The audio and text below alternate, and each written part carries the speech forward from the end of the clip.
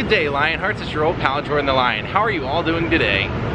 Excellent. Well, today we're gonna go traipse around Manhattan once again. I have a few places I want to show you, a few things I want to check out, and yeah, we'll see where the day takes us. Daze with Jordan the Lion begins now. So I'm gonna start the day today with some Houdini.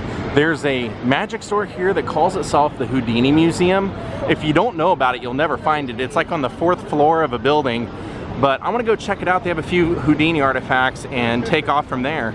And I decided to switch hotels. I just couldn't stand the place I was staying at. Even though it had good ratings and everything, just the staff and the amenities and everything were just garbage. So I switched hotels, and it turns out I'm staying literally like I could throw a baseball at a really famous filming location. So I'll probably start the video tomorrow in front of there. So after we hit the Houdini Museum, I'm gonna hit something else that a friend of mine that comes here quite a bit recommended to me. And I think it, in a weird way, kind of ties in with the Houdini. Take a look at this.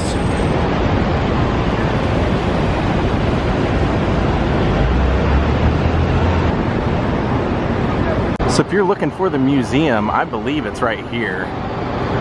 213 West 35th. There we go, you can see it's 401. Like I said, if you don't know what's here, you'll miss it. Great elevators though. How perfect. As soon as we walk in, check that out. Houdini straitjacket. Wow.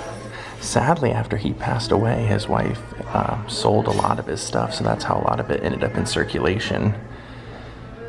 The guy who owns the Budapest Museum was telling me that in a lot of ways it was a bad thing that she did because she didn't authenticate it in any way. So a lot of stuff, you know, people could say it was Houdini's, but it was hard to prove after that. Oh, that is so cool.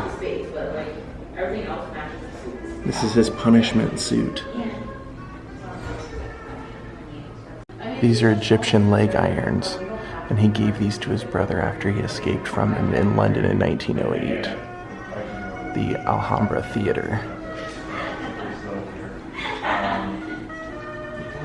Whoa. I love seeing this kind of stuff. There's one of his stunts. Oh, this is so cool. There's that handwritten poem along with his Romer handcuffs. Wow, take a look. That is so cool.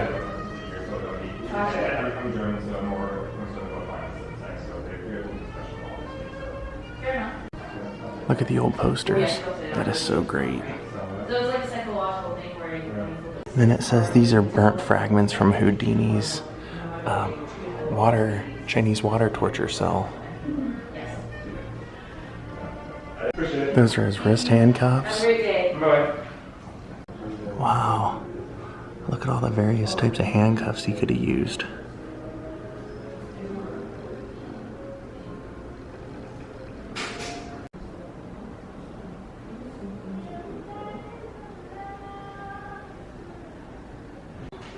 Then this is his sack and bolt trick. That's his original mailbag. You can see him using it right there. It's amazing how much stuff they have here. This is all his original stuff. Look at that.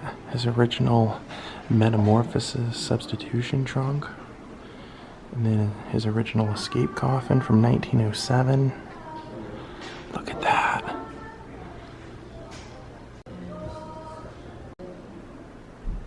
And that's one of Bess Houdini's original costumes for their shows. These were called metal Mackenzie mitts. And these were Houdini's. 1925. This is cool. This is a letter written from San Quentin's warden saying that he would be glad to have Houdini come and do a performance at the prison. Houdini had apparently offered. Those are all the prisoners watching his performance in the yard. Wow, they have an amazing amount of stuff here. I've been to quite a few Houdini exhibits and I've never seen this much stuff that's even autographed. These are some of Houdini's locksmith tools. that was kind of part of it. He always either had these tools or put together his own handcuffs or his own tricks or his own illusions so that he would know how to take them apart. These are some of Houdini's leg restraints. They all have certificates of authenticity to the stuff here. This place is absolutely incredible. Look at all that.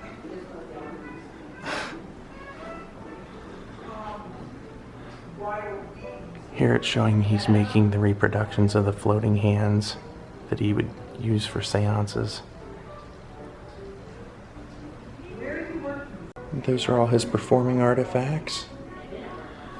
You see with that horn right there, he's actually got that in that photo.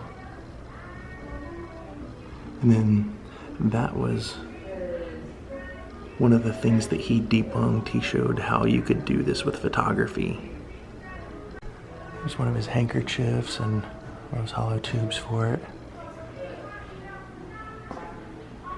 Now this was from the Houdini Tony Curtis movie. These were all props from that. That's pretty cool, right?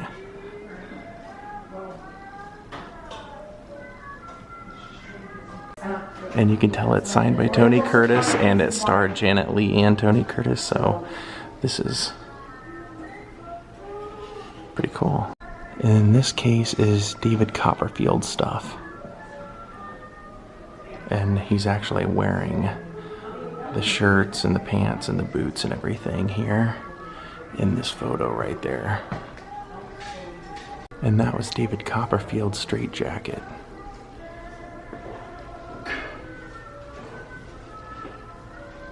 And then that's one of Houdini's locks. There's a playing card signed by Houdini.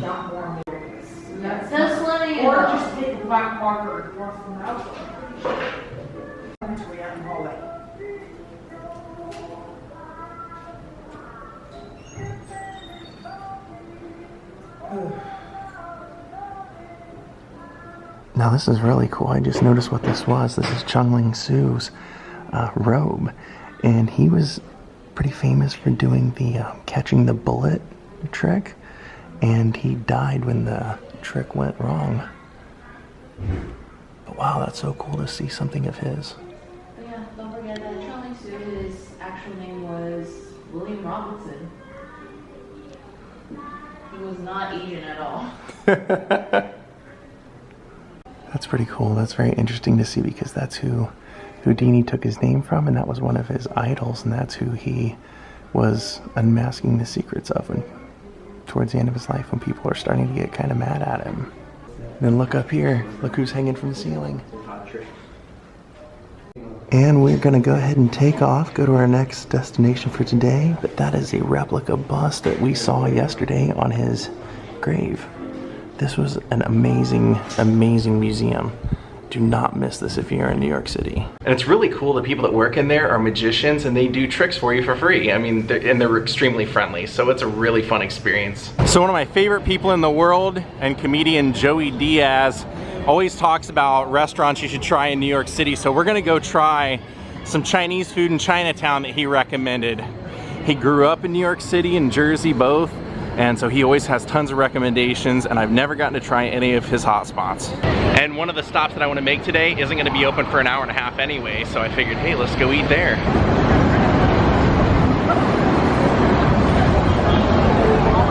Oh, that's a great front to the Macy's store. You gotta take the subway to get there though.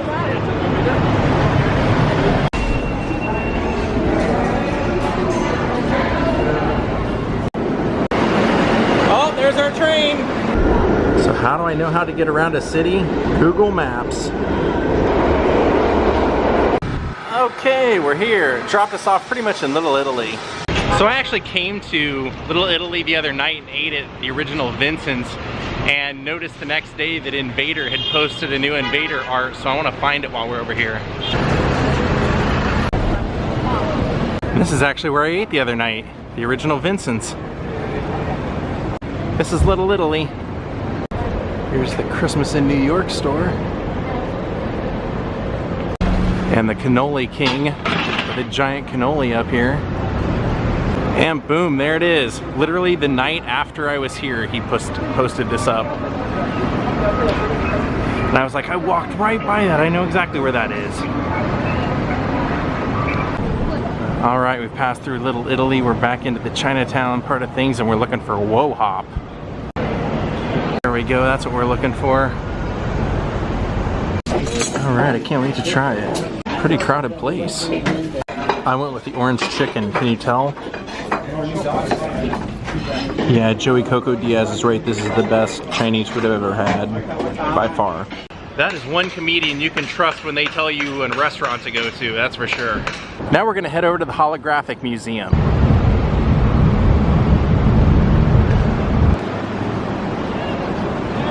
It's our destination, Holographic Studios.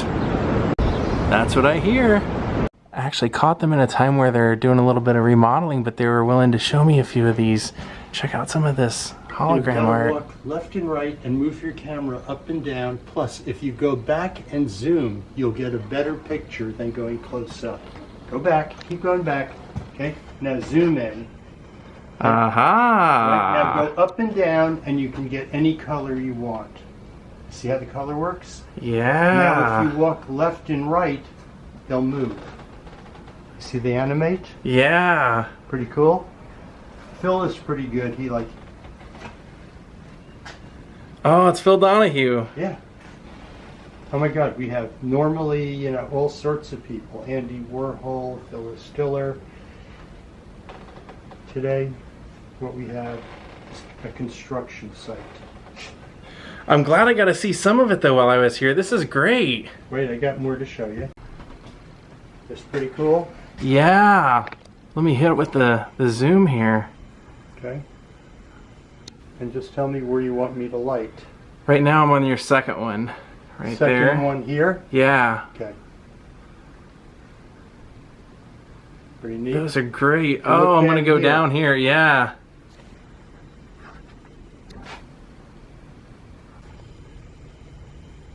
Look at the Statue of Liberty. Everything behind the Statue of Liberty moving. Wow. And look at the clown over here.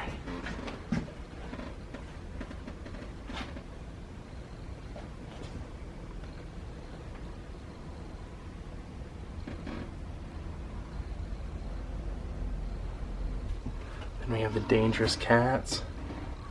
See how they change? Yeah. There's actually 3 different cats there.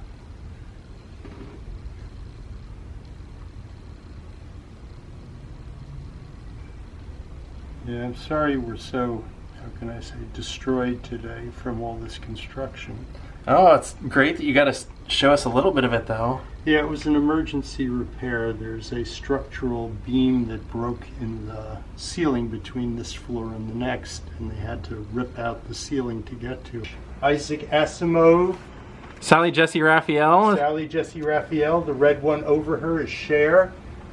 Wow, you have a lot of famous visitors, huh? Gene Simmons of Kiss. Yeah. Billy Idol. Margot Hemingway. Phil Donahue. The artist James Turrell. The performance artist Klaus Nomi. Tommy Moe won the gold medal at the Olympics for downhill skiing.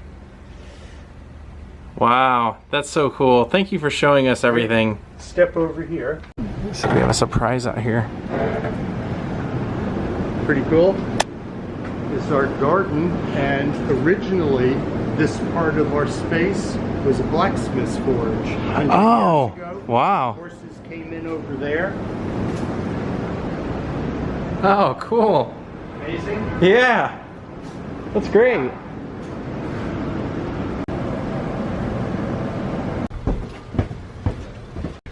Going to the laser laboratory, you said.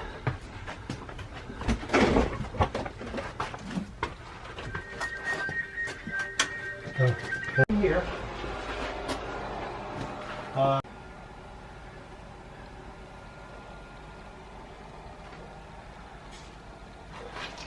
All your cigarette smoke is making all the lasers appear. That's great.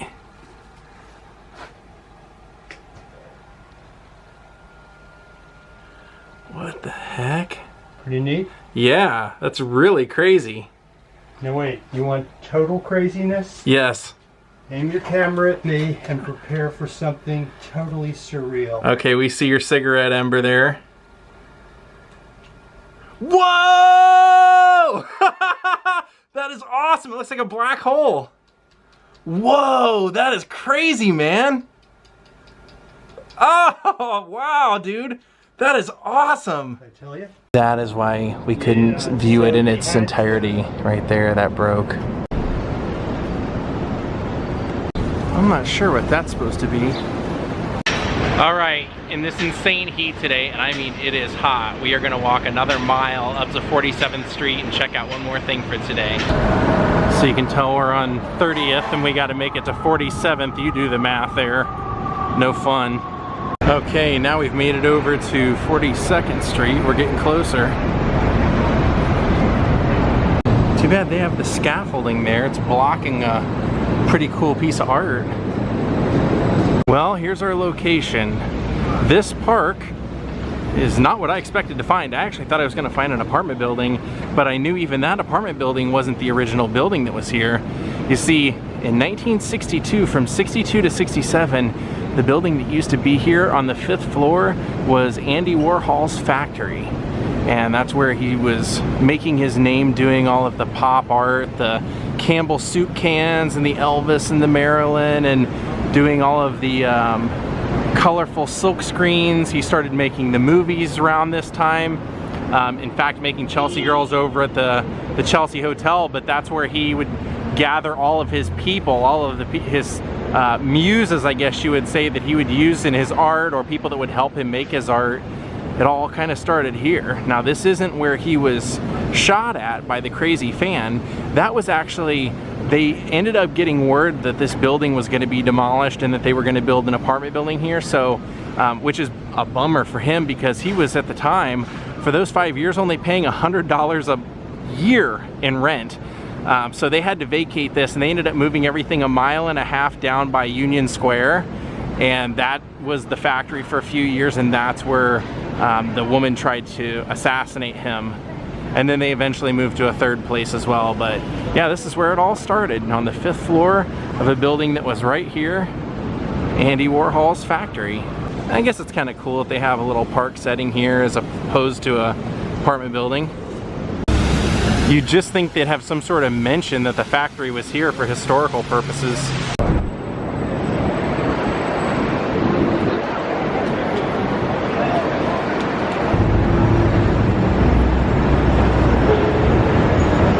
So this is going to be our last stop of the day.